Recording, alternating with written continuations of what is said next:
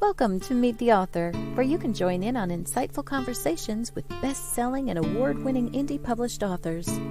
Your hosts today are Rob and Joan, who themselves are indie published authors, book publicists, and paranormal investigators with Tampa Bay Spirits, based in Tampa Bay, Florida.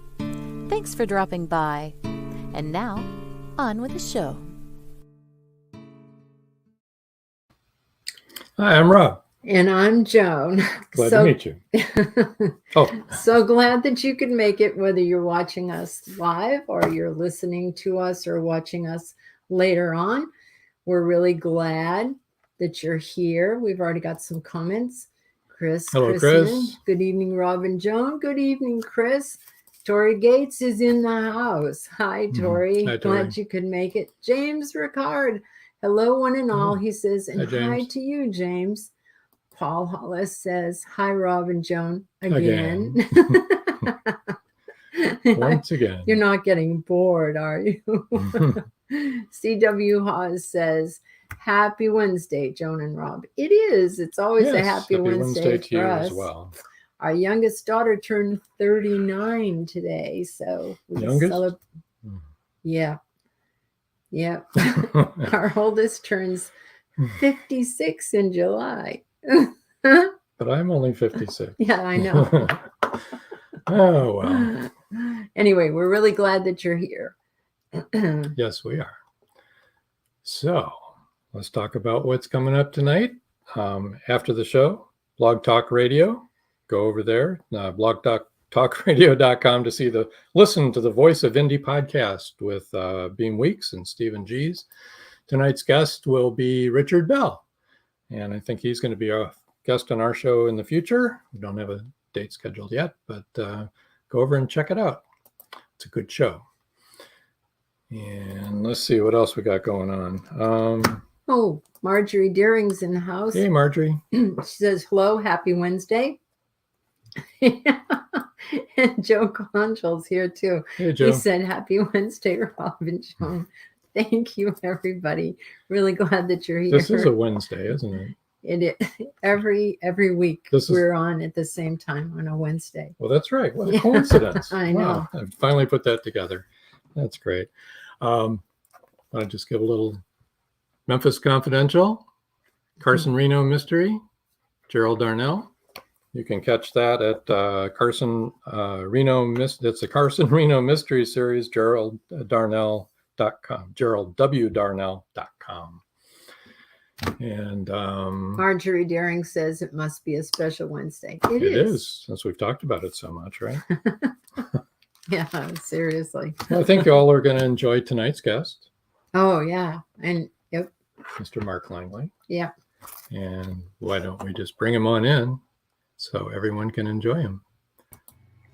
Hello, Mark. Hey, Rob, Joan, how you going? Good. How are you doing? Welcome to the show. So, Want to tell us a little bit about yourself? You can talk about whatever you want. Oh my! Started writing, what you had for breakfast today. Your background. Won't go the breakfast route. Yeah. Basically, well, for about 30 years, I was in the automotive aftermarket field. Started out behind the counter at an auto parts store when I was, about 20, I think, 18, 20, something like that. And then 30 years goes by, and I ended up being a division head of a company that wanted to begin working with truck accessories. I got them all involved in that, and then I retired at the end of 2016. And the previous 25 years of that working, I have been writing my first novel, and over and over and over again, changing things as I go. And then when I finally got retired, I told my wife, I said, well, I'm going to focus on this because I want to see if I can do this. And if I can't, I'll be glad to get a part-time job somewhere else, just doing something to pass the time. But luckily enough, I sent letters out of query with some sample chapters, and I got a response back. And after I signed on with that agent, then I had 2 weeks. He had me a 2-book deal. So things just started dominoing from there on and kind of went on. Chris Chrisman says 2016 was the year that he retired also. You guys have something in common. There you go. All right. More power to us. Amen. So was that book that you were just speaking of, the first book, was it this one, Path of the Dead? Yep, that was the first one, Path of the Dead, yes.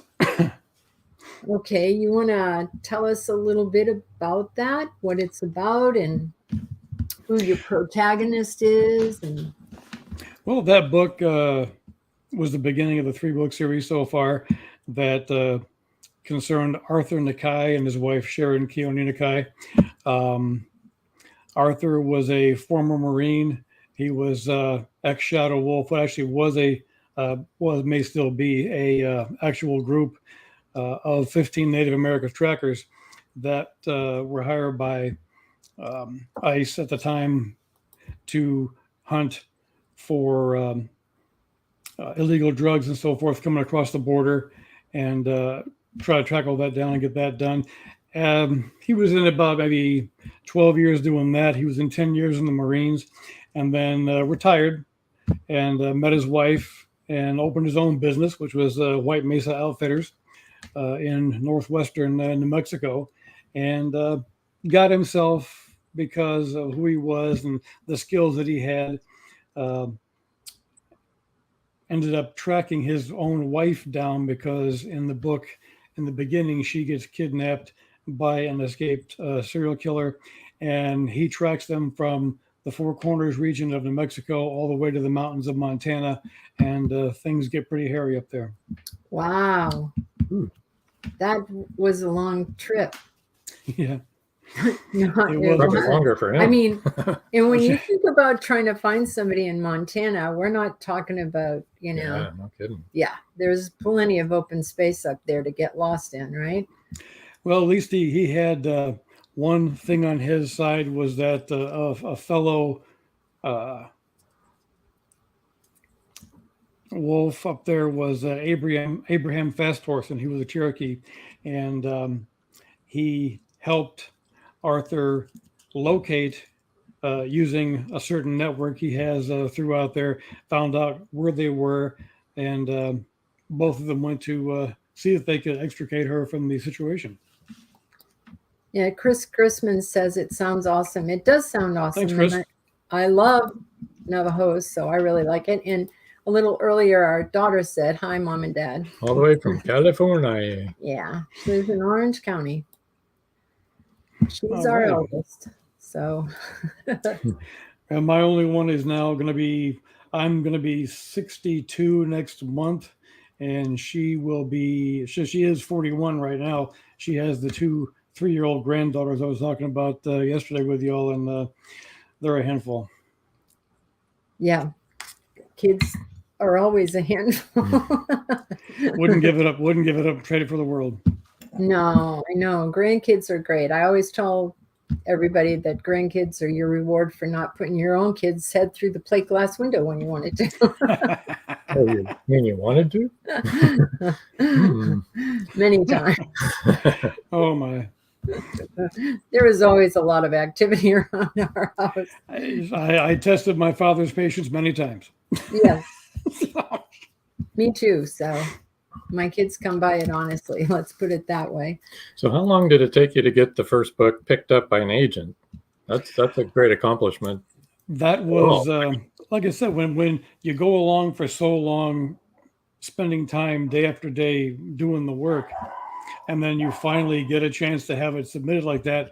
I sent it off. My agent was Richard Curtis, and I sent it off to him, and he contacted me and said, "Well, do you have the whole book finished?" I said, "Yeah, I do." He said, "Well, can you send me that? I will read that and get back to you next Monday." I said, "Okay, fine." So then I sent it off to him. He read the whole thing, got back to me on Monday, and said that he would like to take me on as a client, and that he gets like 200 manuscripts across his desk in a month, and mine was the first one he actually liked. Wow. That's really something. It's all in the timing, I guess, right? It is. It just when it happens, it happens, I guess, And he took it and said, "I'm going to submit it to about 6 publishers to start with, and we'll see what happens. I'll let you know." So then he did that, and roughly about 2 weeks later, I just got done cutting my lawn, lawn tractor there, and my phone rang, and he goes, "Do you have a minute?" I says, "Yeah, sure." He says, "I'm about to make tax time a little hard for you." I'm like, "Okay." So I sat down, I said, "What's going on?"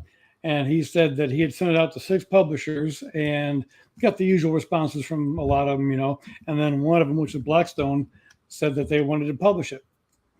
And we went from there and did the whole contract, and I was like just on cloud 9.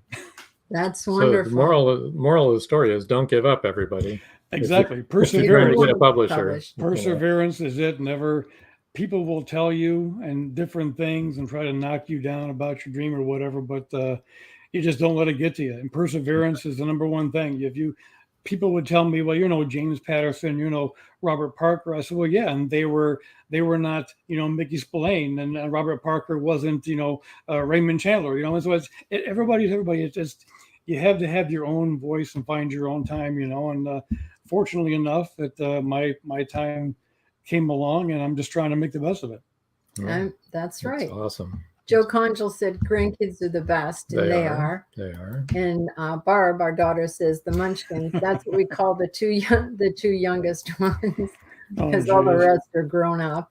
Yeah. Chris Chrisman says, "So your main character uses Indian skills more than Marine," and he also says, "You are never too old to write or to publish a book." Exactly. Amen, Chris. Anyway, so does your main character, does Arthur use more Indian skills than Marine?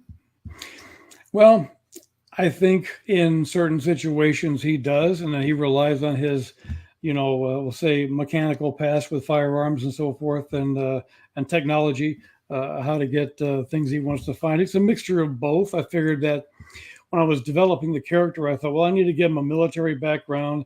And maybe then I thought, I actually saw something online about the Shadow Wolves and watched the whole thing about that, then read about them.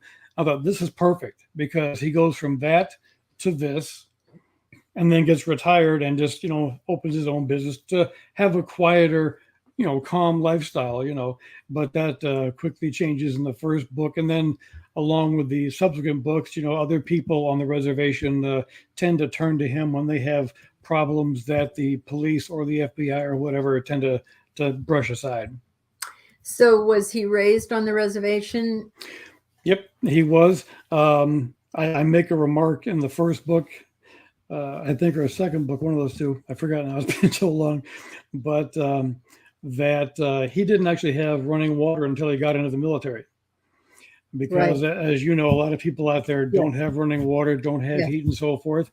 And that was the one thing. And he actually makes a remark in the second book when somebody was talking about that and the trouble they're having with the water protectors protesting and so forth. He makes a remark about water. And Arthur says something like, well, you sound like a man who's never had to carry his own water, because you don't realize how precious it is. Right. Yeah. And they only have that's so the many case. gallons per household that they can use on the Navajo reservation. It's not an easy life. So No, it's not. And kudos. it's almost a sad thing to say that, I understand the way of life and stuff, but this kind of living in this country is not the way it should be. Right. Nobody should have no water. Nobody should have lack of heat. Nobody should have a lot of things they don't have on the reservation. Opportunities for one thing with work and so forth, but it just never should be happening in this country. Not even just there. It could be Appalachia or wherever you want to talk about, but it's the same situation. It shouldn't be happening. Or the inner city, Right. or wherever you want to talk Right. about. Yeah, Right. exactly. Well, the inner city, you have then landlords wanting to shut heat off and shut off water and so forth, and this, and Yeah. they have laws against that kind of thing. But Different it still surroundings. happens. Yeah. It does. It does still happen. Yeah. Yeah. One thing about the Navajos, though, they have a great view. Yes. Beautiful scenery. I mean, Unless you don't like rocks it's and gorgeous. sand. I do, though. Oh, it is. It's It's one of the best things. That just it's a landscape that just speaks to your soul. Because I had one company rep when I was working says, "You live 25 miles from Chicago and you don't go there." I said, "There's nothing I want to do there." If I was living out in the West, in New Mexico, Arizona, I would have plenty to do every weekend. Yeah, no kidding, right? Exactly. But not unfortunately here. There you go. Our daughter Barbara said, "How do you feel about hashtag cancel Canada Day and wear orange on July 1st? I, for one, support it 100%. So those of you who don't know, that's about all the Indigenous women that are missing, not only in Canada, but also in the United States. It's the one group that more of these people are missing, and there's nothing being done about it. So I wasn't aware of that. Yeah, it's a thing. Well, yeah. I mean, it's, No, I mean the hashtag cancel Canada Day. it's an awareness of the missing Of the girls issue. and women, that the issue itself that I'm hopefully trying to raise in a fictional setting, to allow people to understand what's going on and what happens like that. But anytime they can be supported, and raise awareness even higher, that's a good thing. I'm actually wearing orange today, so I am too. yeah. Chris Chrisman says it's a human issue, which I agree. Chris, it is a human issue. Yeah. And he also said, I love the Four Corners area. Yes, a lot of his book takes place around the Four Corners area, and that's awesome. It is an awesome part of the country. Yep, it is. I just can't I can't tell you how much I love it and how much I want to get back there and just roam everywhere. Yeah. Well, you went out and did a lot of your research out there, actually, in New Mexico, right? I did, yes. And you got to meet somebody really special. I did, yeah. I mean, the first time out there was I drove the actual route Arthur takes and the people in the book take on their way to Montana.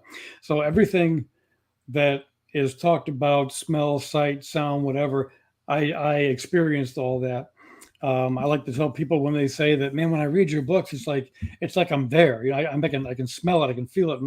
I said, well, I have driven every, hard packed road that I could find out there to do what I want to do, and highways and going to the back countries and so forth.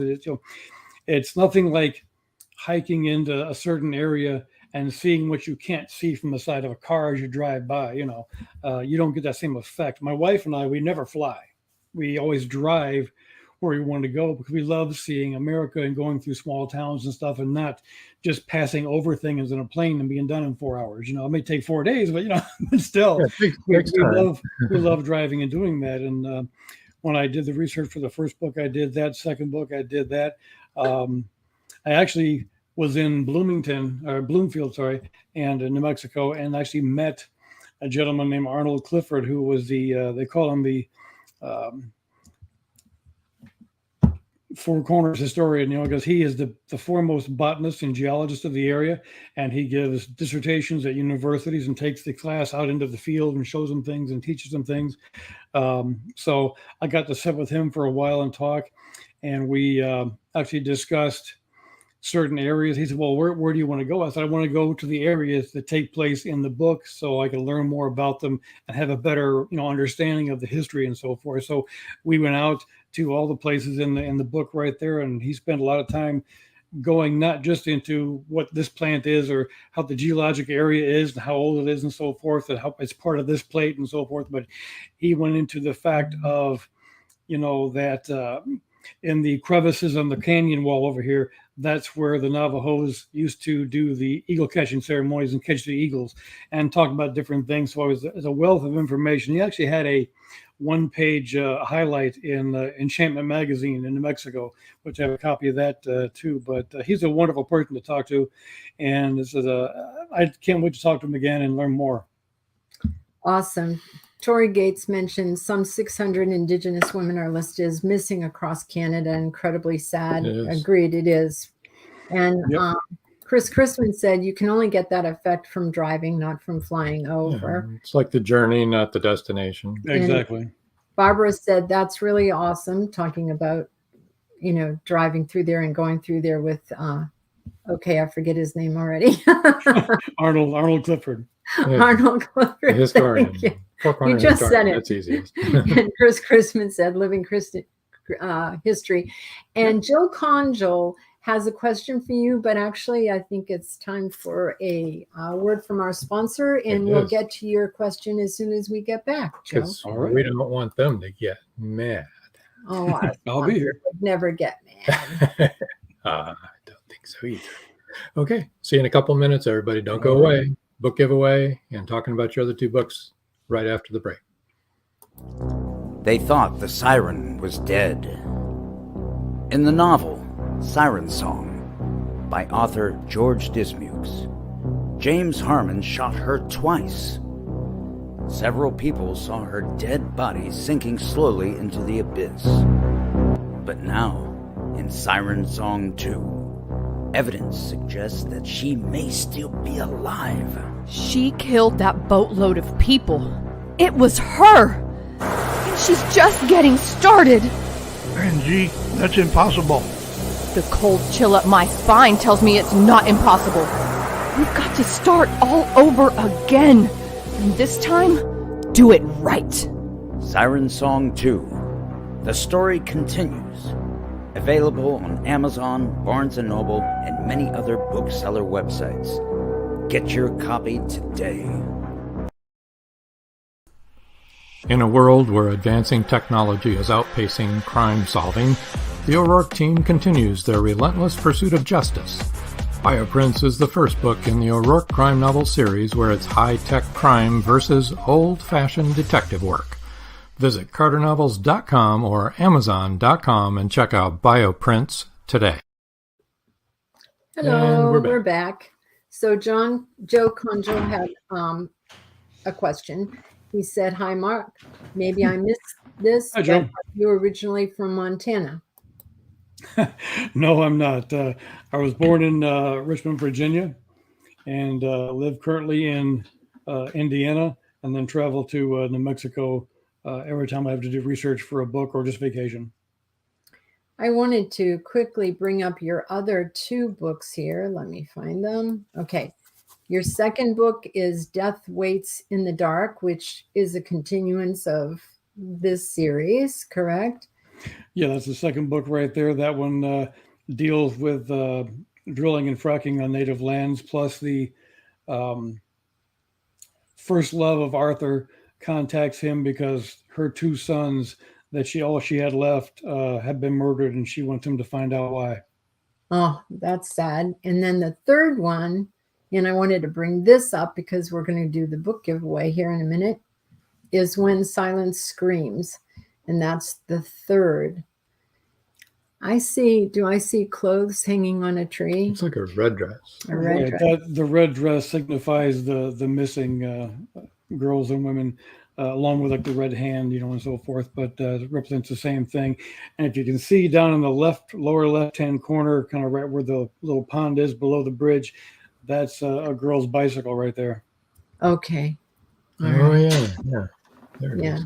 It's a really nice cover. All three are nice covers. They all go together really well. The graphic designers do a great job. Where would we be without them? Yes, we do need them, don't we? Let me bring up some of your information so people will know how to get in touch with you. His website is markedwardlangley.com, and that's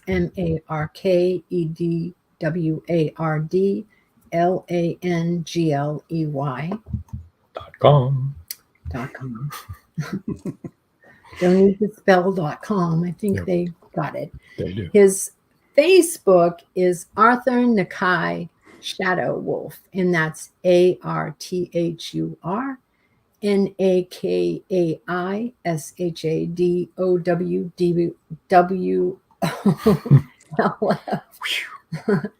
That's 2 W's in a row. 1 W too many for me, apparently. Twitter at Mark Edward Lang 1. Edward Lang. What am I saying wrong? I don't know. At Mark Edward Lang 1. Okay. Jeez. This is a challenge tonight. This is good. For some reason, they are tongue twisters for me, and they shouldn't be. I'll take Instagram for 500. No. Oh, you know what? I was looking for Langley, and it was Lang. It was just Lang. Lang. Just Langing there.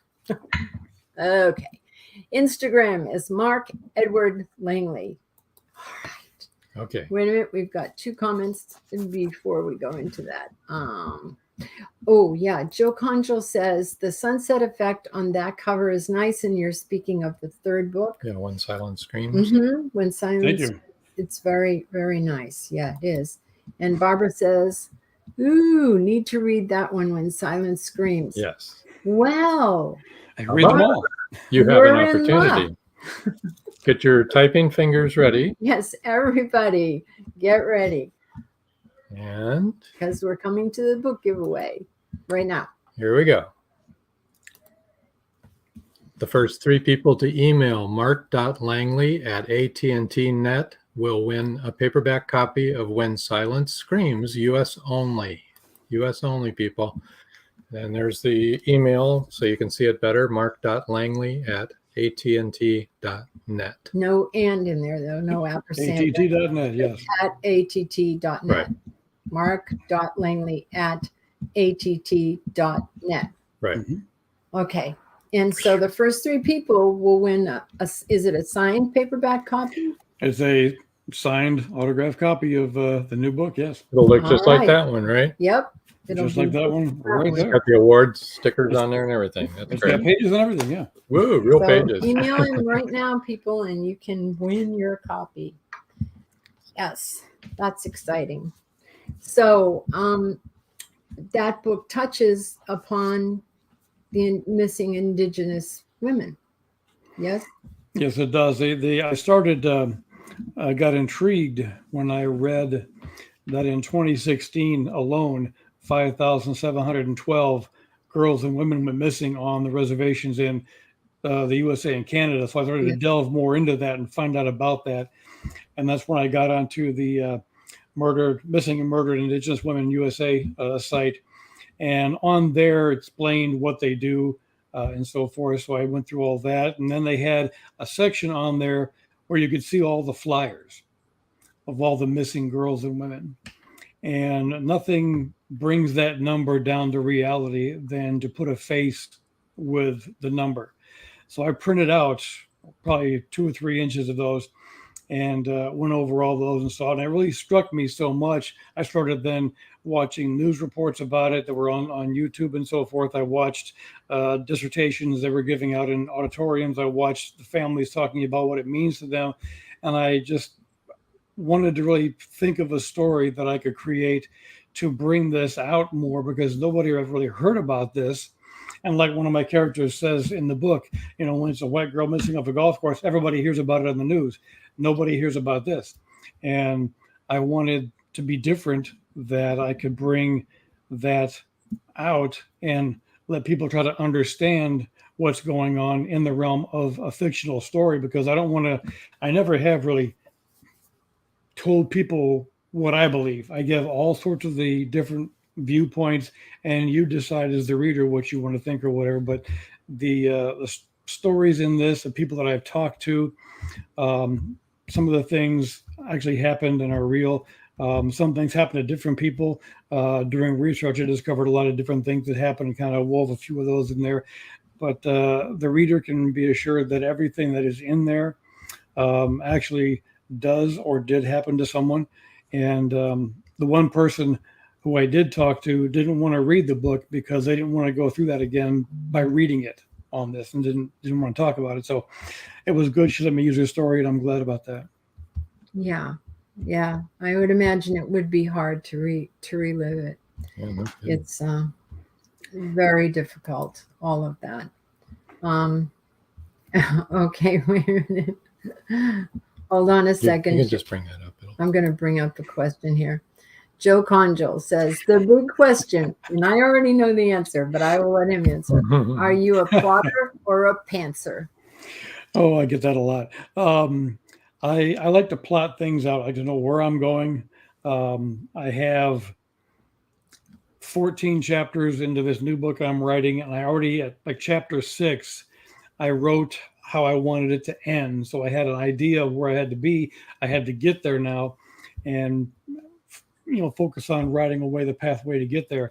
But I always plot things out. I have on my wall over here numerous post-it notes of each chapter, what's going to happen in that chapter, which sometimes I stick to, but then again, sometimes my characters seem to want to take on a life of their own and Right? lead me to a different direction. Right? They do, don't they? The conversation will come up, Yeah, it's dialogue, but it's dialogue, but I call it conversation because they're having a conversation amongst themselves, and certain things will just come out. And I hadn't thought about that, but that's an idea. So I go that direction, and move things around. But I love doing that and sitting down, but I plot everything out. Actually, this is the third book in the Nakai series. I've started the fourth one. I'm 8 chapters into that. I'm 13 chapters into the new book of a new series. And with the Arthur Nakai series, I still have 6 more titles and plot lines already thought up and written out. So Chris Chrisman said that's compelling, the story, the third story, the Silent Scream. And when silence screams, sorry about that. I renamed your book. That's okay, right? Barbara says, I follow all of this on Instagram and Twitter, the missing Indigenous women, etc. My heart breaks. Yeah, mine too. For sure. And then Chris Chrisman wants to know, chapter name or not?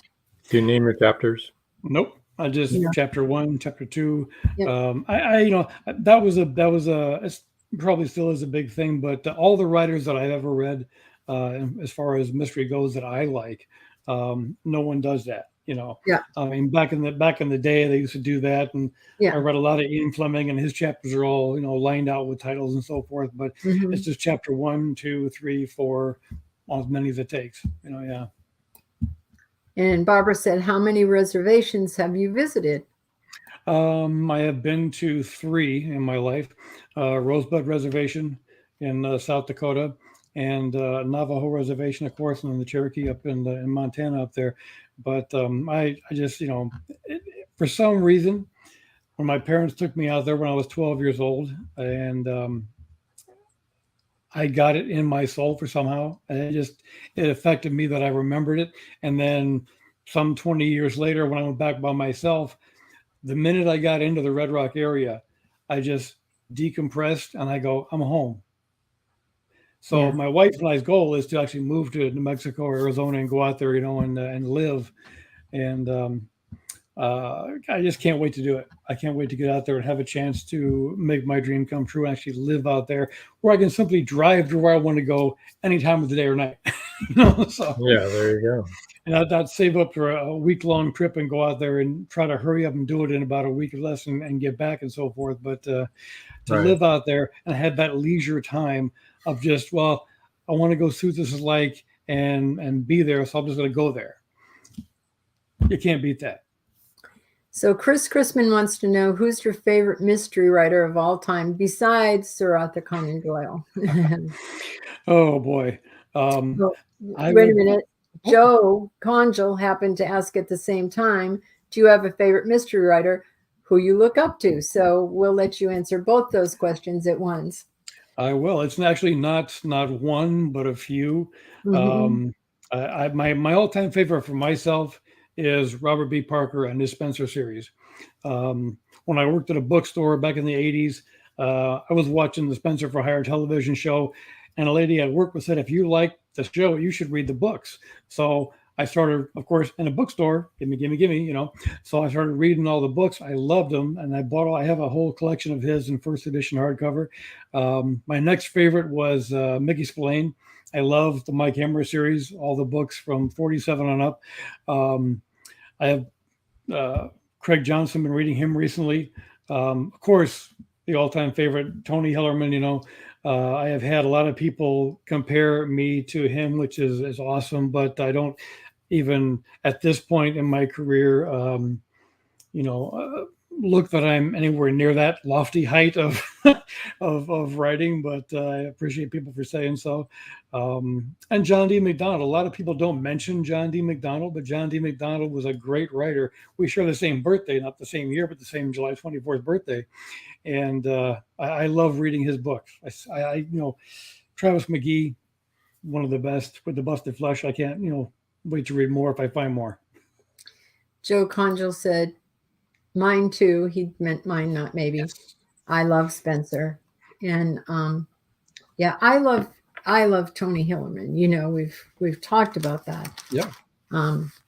He's one of I've read every single one of his books, and I love his characters. I love the way he writes them. I love the way he writes about the Southwest. And like I said to you, it's not bad for an old white guy to be able to really get across the heart of the Navajo to a bunch of us white folks. They're really good books. That's what I feel blessed with, the part that I have a lot of Navajo friends on my social media pages and people I've met that are supporting what I'm doing. They understand why I'm doing it, and they like the fact that I'm discussing things in the books that they face every day. Yeah. So I try to keep that going with things in the storylines. And so I don't want to have somebody stole a painting, George O'Keeffe or something, and you got to find out who it is. I don't want to do that. I want to do something that pertains to them as a people and means something to the way they are. So I want to honor them doing that, and they all appreciate that. I'm glad. That's really wonderful. And you love Tony Hillerman, and you've actually met Ann, who now writes the series, Ann Hillerman. Yeah, I haven't met her yet. We had planned to do that in 2020, and then COVID hit. Oh, so I had to cancel. I had to cancel a trip going out there. We'd already set up the whole time the first week of June to do all that, but then I said, well, I had to cancel the trip, so unfortunately, I won't be seeing you this time. She says, yeah, it's all locked down here too. So we'll get around to that one of these days. On the phone, right? Oh, I've talked to her via emails and so forth, and got with her. Yeah, I mean, she actually thanked. She did a book signing in a bookstore in Santa Fe, and I had purchased a book from there. I wanted to get a book from there while she was there, and they missed getting her to sign it. Well, since she and I have gone back and forth numerous times, and she signed all the books I have so far of that, I thanked her because they actually called her and said, would you mind coming back to the store and signing this book for me? And she said, no, and she's right there doing it and sent it back. And I said, well, thank you. You didn't have to come back from your house and do that. It would have been great just to have a name signed somewhere and get it done. But I'm very thoughtful of her to come back and take the effort to do that. And I appreciate that. And one day I will meet her and sit down and have a good conversation. Yeah. I told her, I said, your father, sometimes I ask him for help. And she said, don't worry, I do the same thing. Yeah. It must be difficult to have to, walk in your father's shoes. Yeah. I mean, to think about that, that's to try to, bring something out that somebody else has been so famous at doing. Yeah. And achieve what she's done, which is great. But I like the fact that she is looking at her series from Bernadette Manuelito's point of view, and not the way that her father did to keep that tracking along. But it's a different viewpoint. I love it, and I'll continue reading hers too. Yeah. Okay. Time to take a look at our last break, and when we come back, we'll talk a little bit more about what you got to come. Okay. All right. Sounds Nobody good. Nobody go away. Sit We'll be tight. right back. Many secrets are hidden within the darkness of the jungle. Behold, this one about a man, a woman, a black jaguar, and an ancient Maya legend. Two Faces of the Jaguar is a novel by George Dismukes that will take you deep into the jungle and capture your imagination until the last word. Two Faces of the Jaguar is book one of a trilogy. Two Faces of the Jaguar, where only the adventurous dare to read. Two Faces of the Jaguar, The Lost City, and The Jaguar's Quest are available on Amazon.com, Barnes & Noble, and many other bookseller websites. Two Faces of the Jaguar, the book people are talking about. Get your copy today.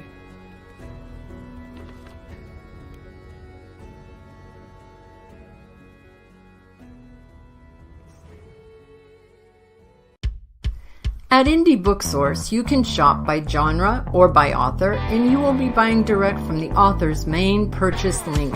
We offer hundreds of titles in formats that include ebooks, paperback, hardbound, and audiobook. Support an indie author. Visit indiebooksource.com today. And we're back. Just You're like back. that. Presto changeo. So, Mark, you got a couple things. You touched on it earlier. A couple things coming up. You've got another Arthur Nakai book coming out. The Source. The Source, right? Right, yeah, the working title right now is The Source, yes. Okay. Probably not until early next year, right? Probably not as things go with working on the new book and the new series and getting that going. That's going to take precedent for a while, and all my readers understand that, and they're still looking forward to the Arthur one. They're going to wait for that, but they can't get enough of what I've showed with them. A little excerpts on my my emails out to the an email blast out to all the subscribers, so they're all itching to read that one as well. So The Source is going to be the next Arthur Nakai book that is going to center around methamphetamine scourge on the reservation and how that affects the people out there. And then the new series I don't talk too much about because it's still in the stages of going on here, but it's a character that I had researched, and I didn't want to be like anybody else. I don't want to be like CJ Box's Joe Picketer or Longmire's from Craig Johnson. I wanted something different nobody had done, and I researched New Mexico, and I found a career that lends itself to being what I wanted it to be. And I spoke with a gentleman who was the deputy director of the organization, and he agreed with me. It was great. It will work out fine. I asked him a lot of questions, and he answered all my questions. I got the whole thing down. So that should be coming out hopefully next year as well. But I got to get that one done and get it in. So we'll see what happens with that one too, because all the people that have seen the snippets just can't wait to get it. That's great. Chanel Fletcher says, and by the way, hello, Chanel. Hi, Chanel. Amazing author. Love tonight's author. Yeah, we love him too. And we love you, Chanel. I hope you're feeling well. Chanel is usually in our audience, and she's fighting bone cancer. And she's had stem cell replacement, and she's finishing up some chemotherapy now. Oh boy, prayers are out there for you. Absolutely. And she's an avid reader, so she is an avid reader. Well, she'll get a thrill with these books, yeah. Absolutely. Okay, so that book is Bloodlines. Is that going to be the working title for? That's going to be the title, yeah. Bloodlines, yeah. Yeah. That's it, yeah. I was just thinking we didn't really hear a lot about Death Waits in the Dark. Yeah. You want to give us a little synopsis of that? Well, yeah, that one, like I said, that one entails Arthur's first love, her two sons getting murdered in the opening chapter of the book. And then while that's taking place, he gets a call from her the next day while he is attending the funeral of one of his men from his Marine unit. And there were 12 of them. There's 6 left. And this new young man just, and I got that part of this because it really reflects. And I had one person tell me he and his friend were both veterans. And when he read this book, they were real to him. That what they talked about and the way they felt and what happens and what's going on in their head, it was all real for him, so he could equate with that. And during this book, he's sitting there, going over this, gets the call, goes and finds out that these 2 boys have been murdered, which he's kind of like an uncle to them. So that is kind of like, well, I wasn't there to protect them. I should have been there to protect them. And the mother thinks the same thing. And it goes on leading into getting involved in with the drilling and the fracking in native land. Because if you look off of Highway 550 between Bloomfield and Cuba, there's about 2,500 wells all along there. And you'd never know it unless you look on like Google Earth. You can do that and zoom down. And the closer you get, they all start popping up from there, all this 90-mile stretch or more up through there, and even past that into lower Colorado. But that has a significant part to play in this book because not only is that part of the threat that's there, but I delve into the part that, okay, you have certain Navajos that own land that can lease that land for drilling, other ones that don't own land and can't lease the land for drilling. So they're kind of at odds with each other. He's making money, I'm not making money, yada, yada, Then there's the fact of some of the chemicals and so forth in the water that's leaked into. There's been a lot of significant, they found stunted plant growth around the area where that has been taking place. So it's all mixed in there with the mystery of what happened and who it is. And who it is was interesting for me because my wife reads everything I write. And she worked downtown Chicago in corporations for 30 years. So she is a very intelligent woman and she reads it. And she was going through it and she goes, I know who the killer is. I'm like, no, you don't. No, you don't. So, yeah, I do. And she told me, and I go, damn, so I had to go back and kind of switch some things around and do some things to change it from the person that she figured out it was to somebody else you wouldn't think it would be, which is more of a surprise at the end when you find out who it is. But Arthur's thing is then how does he handle the situation? Is this someone that he's known, and so forth or whatever, and how's he going to handle that at the end?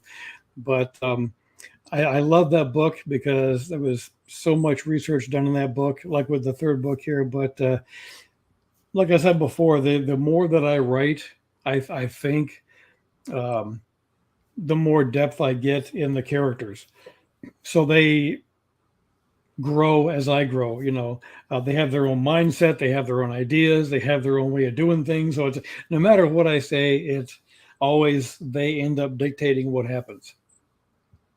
Absolutely. And that's very odd, isn't it? When you first start writing to realize that your characters are the boss of the book. It's like, strange, but it's like it's like you find your voice, and then it seems natural. And then as you're writing the character in a dialogue and conversation or whatever, it's like they take things different directions. And you didn't think of that, but it works out. And here you go, So yeah, it's a ride for me too. It's like you close the computer screen at night and you go to bed and you come back in the morning, you open your computer screen and they've had a meeting while you were gone and they've changed the whole course of things, Yeah, say, we want to talk to you, Yeah. And it's like I told my wife, I says, even when I'm not sitting here writing, I'm writing, I may not be I may be doing other things, working in the garage, or doing whatever it may be, household things around here. But I'm always thinking, and like I said, thank God for notes on my phone, because there are so many notes on my phone of ideas that just pop into your head, and you got to get them down before you forget them, or you'll never remember them. That's right. And that's the best part about that. But it's like they have their own ideas and just lead me where they want to go. And Joe Conjal says, my characters are more real than some of the real people in my life. They are, though. You know them intimately, much more so than you do most of the people in your real life. Yeah, it's like your own friends, And I have this mug I've been drinking all the time here, and what it says on it is writer's block. It says, when your imaginary friends refuse to talk to you. Because that's what it is. And you'll hit that wall and you'll want to go, hello. Any ideas? What's going on? Chris Chrisman said, I'm glad to hear you say that, what you were speaking about before, not just now. Caleb Pirtle is an author, and he's often in our audience. And what he says is when you have writer's block, it's because you're trying to get your characters to do something they don't want to do. That could be. Yeah. Didn't think that could be, yeah. It's really helped us since he said that. We're like, that makes sense. They don't want to go that direction. I'll tell you something. When people ask what writing is like, I tell them to watch the movie The Man Who Invented Christmas, because it's about Charles Dickens and how he came up with, Christmas Carol. Mm-hmm. And exactly, I was sitting and watch that laughing because I go, yes, that happens right there. You'll do something and then boom, it's gone. You change it, wipe it all out, go and do something else. But in the movie, Scrooge, played by Christopher Plummer, I think it is in the room talking to him. In a conversation, you don't want to do that, and it all flows. But that's exactly how it is, because you'll definitely have an idea of what you want to do, and they will change it on you. Exactly. Exactly. Mark, can you tell us a little bit about your audiobook? Oh, yes. Audiobook, all three books have been done by the actor Bronson Pinchot. And when they first submitted the group of people that were going to read the book, I got a choice of who I wanted to pick. My wife and I listened to all four of them they had. And some just seemed like they were just reading the book. But Bronson, being the actor, he was giving inflections. He was, you'd hear it in the voice. You'd hear it in the things he did to bring along the story. If somebody swallowed coffee in the thing he swallowed as he was talking, like the person in the book, and there you go, But he brought it to life more than some of the others. So we decided on him, and he has been great with that, doing the books ever since, and I can't wait to do more with him. Yeah, he acts them out instead of just reading it. Right. Plus, when you write the book, you have a certain inflection that you imagine when you're writing it. So you want your audiobook to have that same inflection to get across what you're trying to say with that. He picked up on it all. Yeah, he just picked it up from day one. So Chris Chrisman said, my characters seem to be always in my head, like he said, while I'm doing something else, constantly working on a scene. Yeah, exactly. And George is in the house. Welcome, George. George says, I just got here. Computer problems.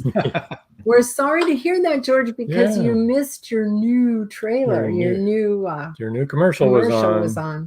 It's good. Well, I know you've seen it already, but but the movie is going to be really good. So George has been busy getting his movie started. His film is the Siren Song movie. Mm-hmm. And they started the sizzle reel. This will be the first movie. Siren Song. Cool. I could only hope, So they're busy working. He's been super busy with that, and only a Texan can say how busy he was. I'm not going to They say. have sayings for everything, and it's always colorful and it's always good. I'm sure they will let us know. As they would say, busier than a long-tailed cat in a room full of rocking chairs. Yes, things like that. There you go. There you go. You must be from Indiana. Well, my mother was from Texas. There you go. Okay, there you go. Oh, I heard them growing up. I heard things like, how are you doing? Finer than frog's hair, and things like that. It's like, okay. Yeah. And we all know scarcer than hen's teeth. Oh, of course, yeah. Spoilers alert, people. Hens don't have teeth. Oh. Well, some city folk don't know that. There you go. That's true. Oh my. Oh, So which book is you've written the 3 books now, and working on 2 more. the ones that you've completed, which one is your favorite? Your favorite, your personal favorite. I think I like them all. They're all my kids will say, but When Silence Screams means the most to me, and the story it tells. So I tend to have a deeper soft spot for that, because I think I really accomplished something with that. And I hope it's well received so far with Publisher Weekly and Writer's Digest and a lot of things coming in. But I just hope that a lot of people like it and want to read it. And every book that gets sold, a portion of the sale goes to Missing and Murdered Indigenous Women in USA to help them with their cause. Very good. Good. Very good. That's awesome to do Yeah. that. It's great if you can tell an entertaining, exciting story and also educate people on real problems in the real world, that maybe a lot of us wouldn't be aware of because it just never comes into our arena. So we don't understand. Yeah. I- Well, go ahead. Go ahead. If anybody wants to find out more, they can go to markedwardlangley.com and sign up for the members only part of that. And then that way you'll receive all information free. I mean, first from anybody else before it goes on social media and everything like that. Little snippets of the upcoming books, you'll get those to test your palate there and tease you, with the rest of them. But a lot of interesting things on that. You can go to the website there and see in the media section all the newspaper articles that are there and other podcasts and radio shows that are on there and things like that. So wealth of information is there, and just peruse it at your leisure. And if you like it, give me a click on that there and join members only, and we'll be friends for life. Not a bad thing. All righty. Okay. Well, do you have any other questions or anything? No, but Okay. usually you have a question Oh, I do. at the end. Oh, yeah. You always ask. I always have a question, don't I? Oh my gosh. What kind of Advice. advice would you give? What kind of advice would you give to someone who's really wants to learn or really wants to jump out there and be an author? They've wanted to be one. They've been not sure how to do it. Just what would you tell them? Before you answer that, I just want you to know he asks this at the end of every show. He always asks every author, and why he can't get it out there today, I don't know. No, it's Wednesday. Anyway. That's why. What kind of advice would you have for anyone that wants to be an author and has been maybe too nervous or afraid or blocked to do it? Well, I would say the one main thing that helped me along with all this was, the perseverance of doing it. You never let anybody else tell you can't do it. Don't let them tell you you're not this person, not that person. What are you doing writing a book? Everybody says, well, yeah, people say they're writing a book and never do, never get accomplished, never get something out there. That will not always be you. That you can make it. Anybody can make it by trying. And it may take people a while, like it did for me, to find that voice that lets you tell the stories you want to tell. Perseverance is it. Don't let anyone rob you of the dream, because your dream is not their dream. They can't even visualize what that's like. And again, too, read authors that you admire, and learn from them. I did take a few college courses on writing, but yada yada. But I think I learned more by reading Robert Parker and Tony Hellerman and Mickey Spillane and all those, to kind of get the grasp. And I told myself, I want to do this. Now, I think I can do this, but it took a long time to get that part, because I was still working on my daytime job, we'll say, and writing for 25 years before it happened. But, you don't give up. If I'd have given up, I wouldn't be here where I am right now and enjoying what I'm doing. They always say that, if you enjoy what you're doing, you're not going to work a day in your life. And that's true, because back when I was working, it was work. This is what I love. This is what I can't get enough of. And I want to keep doing it. I could, 15, 20 years down the road, when I'm, 80 something, I might still be doing it, but we can only hope and pray, but well, for some of us, that's just around the corner. So I'm sure we will be.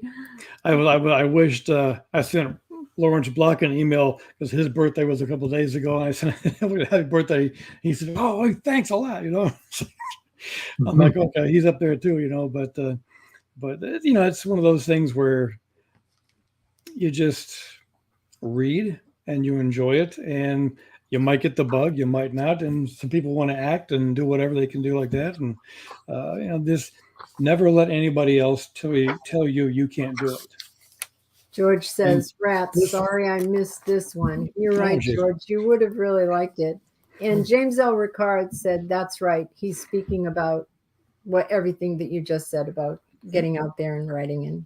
And George, one thing I can add to that is sometimes your own worst enemy is your own head. Oh yes. Definitely. You've got to have the mindset to move forward and keep doing it, and not let your own self question what you're doing. That's right. So and get ready to rewrite a lot.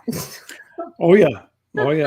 That's I don't know how many times I love that I learned that I can actually have my laptop read it back, manuscript back to me.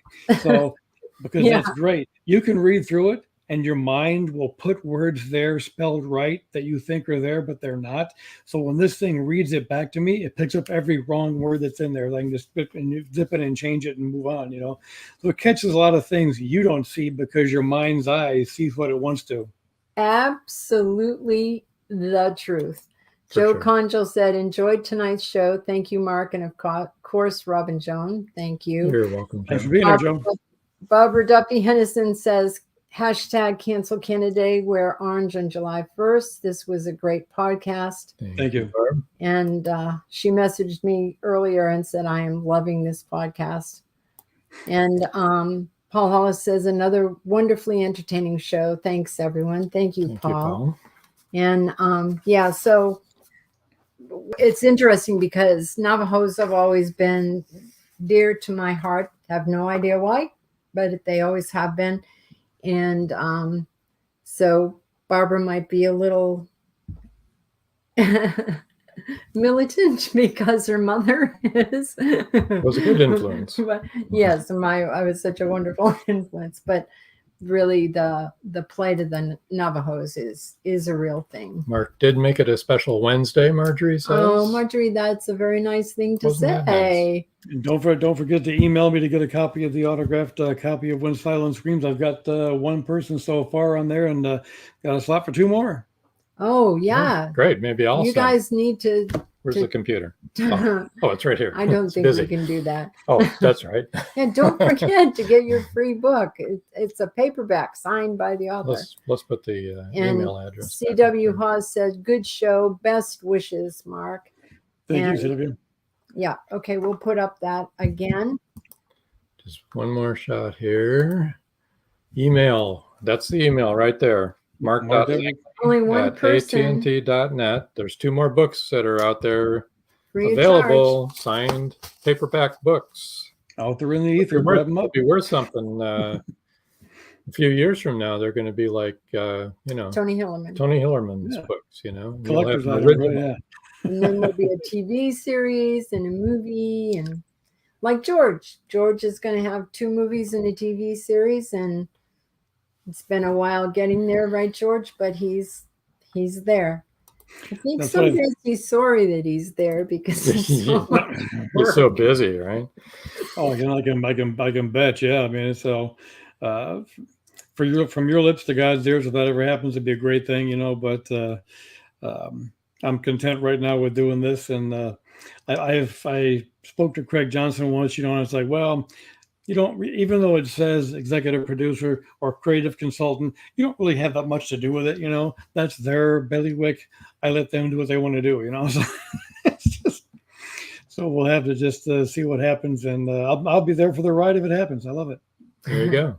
Well, Mark, want to thank you for being our guest tonight, and thank you for all you're doing to help the cause. Yeah. Do you have anything you want to say to Mark? No. Oh no. Just Okay. thanks so much. We're going to move you over to the side. Hang in there and stay right where you're at, and we'll see you afterwards. Well, I appreciate being here. Thank you for having me. You're very welcome. Thank you for being our guest. Wanted to tell everybody, Episode Rewind will be on this Saturday, July 2nd, 5:30 p.m., right here where you're watching right now. Kaylin McFerrin and Bertie Rivers. It's a double feature. That was a real good show for when that was on last year.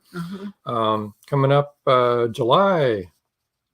It's going to be July this week. Next show will be in July. Stacy Hawks on Wednesday. She's from North Carolina. She's a historian and a poet, and she writes historical fiction. And she's going to be very interesting. On the 13th, Wednesday the 13th, we'll have Lynette Cresswell from England, from the UK. That's a pre-record that we did with her, and she's fascinating. Yes, she is. On the 20th, we have the next Magnolia Bluff reveal. Woohoo. Jim Callahan, Brakefield and Berkey, and Richard Schwint will be on talking about the next 3 books in the Magnolia Bluff reveal. We've got 2 books coming to us right now. Should be here tomorrow. So we got some more reading to do. Yep, and we've got Siren Song 2 coming in soon too. Siren Song 2 will be coming too. So we got a lot of reading to do. We won't be able to do a show anymore. Be reading. And then on the 27th, Frank Ruffolo will be on as well. Or Ruffalo. Okay, Ruffalo. That sounds better. Well, Sorry, Frank. At any rate, it's been great. And want to thank everyone for tuning in. And we'll see you next week, hopefully, right here in the same place. Yep. And so until next time. That's all, folks. Good night. Thank you for joining us here on Meet the Author. Make sure you stay up to date with our show by clicking like, follow, and share. And you can find us on Spotify, iTunes, and more. See you next time on WLFE-DB.com.